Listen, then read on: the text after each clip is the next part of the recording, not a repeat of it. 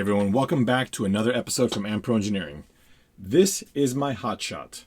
I'm putting this Thunder Dragon body on it, but otherwise, this Hotshot is, how do you say it, broken. Every single suspension arm on this car was at minimum split in half at the hinge point, but in some cases, the hinge point was completely missing.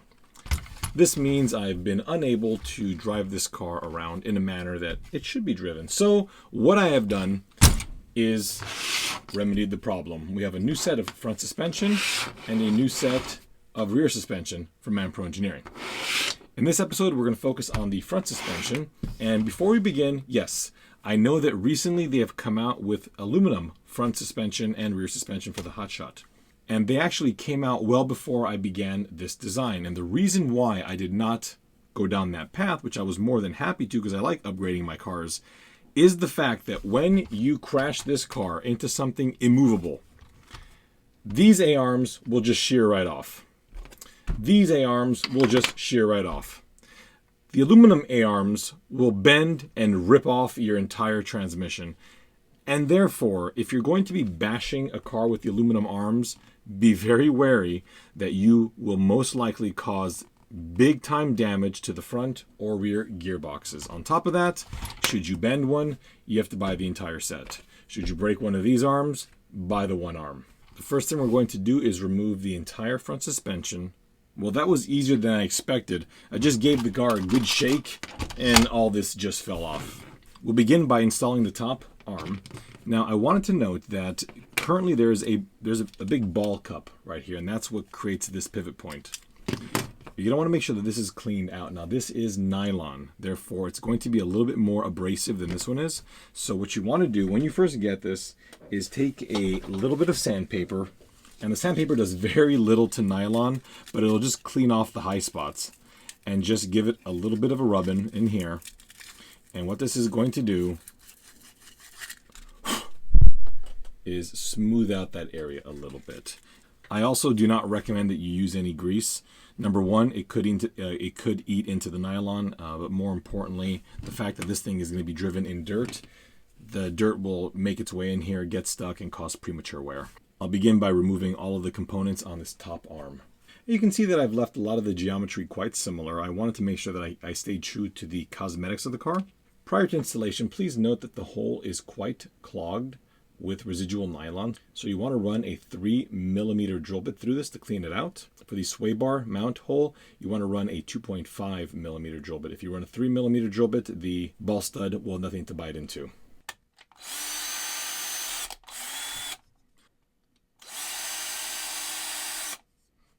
We will begin installing this the way that you would install the standard one. So we'll set that on top.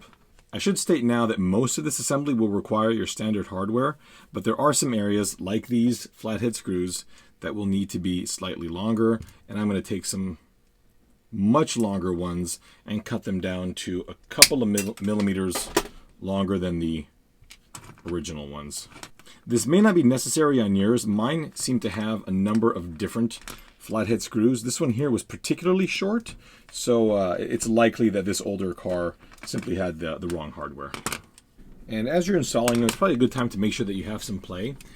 I designed these so that there was about 0.1mm of interference, so that depending on how worn out your ball joints are and all that, you would still have adequate freedom in here. If you find that there is a little bit of play, or if when you snug these up it locks it, simply get your Dremel tool out with a rounded bit and just very carefully enlarge the hole.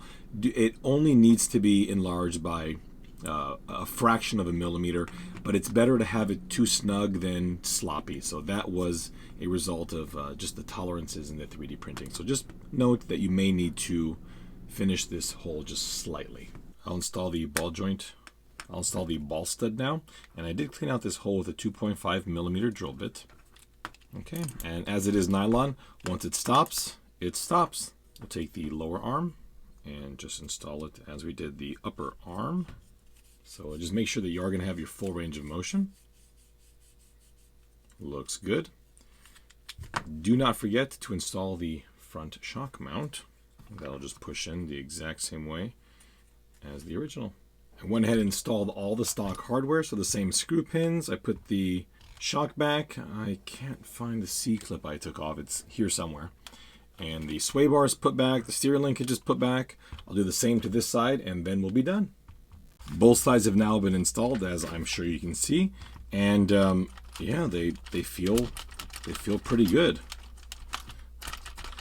I've never actually driven this car quite hard because of the fact that the suspension's as bad as it was. So this will be a first time that I can take the car to the racetrack. We got to put the front bumper back on, but before we do that, we'll just take a look at how the arms look. I try and always make sure that my designs look as much Tamiya as possible. Just to note as well that these tolerances on this design are so tight that, like for example, the gap down here and up here, they're so tight you probably couldn't put a piece of paper. And if you do find that there's any slight rubbing, don't worry about it. I wanted to make these arms as beefy as possible, so if you compare the thickness of these arms, especially in this region here, versus these are around 0.5 millimeter to 1 millimeter thicker, so it was really tough to get all the geometry in there to work. And I think I've designed it with a pretty good give and take here. It's big enough and it doesn't really touch anywhere that it shouldn't be, so I'm pretty happy with this. In the next video, we will install the rear suspension. And in the video after that, you'll see this car tearing up the track.